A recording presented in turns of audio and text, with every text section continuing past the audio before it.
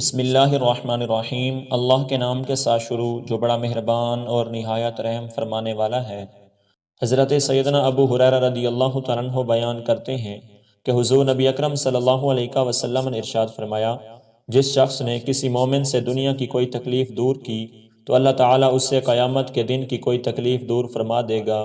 جس شخص نے کسی تنگ دست پر آسانی کی تو اللہ تعالیٰ اس پر دنیا اور آخرت میں آسانی فرمائے گا۔ جس شخص نے کسی مسلمان کی عیب پوشی کی تو اللہ تعالیٰ اس کی دنیا اور آخرت میں عیب پوشی فرمائے گا۔ اللہ تعالیٰ بندے کی مدد فرماتا رہتا ہے جب تک بندہ اپنے بھائی کی مدد کرتا رہتا ہے۔ اور جس شخص نے طلب علم کے لیے کوئی سفر کیا تو اللہ تعالیٰ اس وجہ سے اس کے لیے راہ جنت آسان فرما دیتا ہے۔ اور جب کچھ لوگ اللہ تعالیٰ کے کسی گھر میں اکٹھے ہو کر اللہ تعالیٰ کی کتاب کی تلاوت کرتے ہیں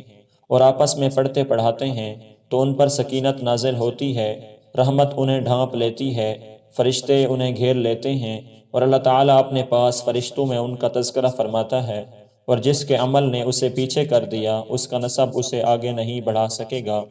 حضرت ابن مسعود رضی اللہ تعالیٰ عنہ بیان کرتے ہیں کہ حضور نبی اکرم صلی اللہ علیہ وسلم نے ارشاد فرمایا، جس شخص کو ناجائز قتل کیا جائے تو اس کے قتل کا کچھ حصہ آدم علیہ السلام کے پہلے بیٹے پر ہوتا ہے، کیونکہ اس نے قتل کا طریقہ ایجاد کیا تھا۔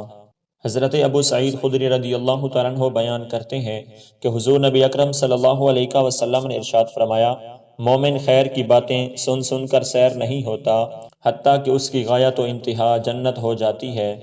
حضرت سیدنا ابو ہریرہ رضی اللہ تعالیٰ عنہ بیان کرتے ہیں کہ حضور نبی اکرم صلی اللہ علیہ وسلم نے ارشاد فرمایا، جس شخص سے علم کی کوئی بات پوچھی جائے جسے وہ جانتا ہو پھر وہ اسے چھپائے تو روز قیامت اسے آگ کی لگام ڈالی جائے گی۔ حضرت سیدنا ابو ہریرہ رضی اللہ تعالیٰ عنہ بیان کرتے ہیں کہ حضور نبی اکرم صلی اللہ علیہ وسلم نے ارشاد فرمایا، جو شخص ایسا علم جس کے ذریعے اللہ تعالیٰ کی رضامندی حاصل کی جاتی ہے محض دنیا کا مال و متاع حاصل کرنے کے لیے سیکھتا ہے تو وہ روز قیامت جنت کی خوشبو بھی نہیں پائے گا۔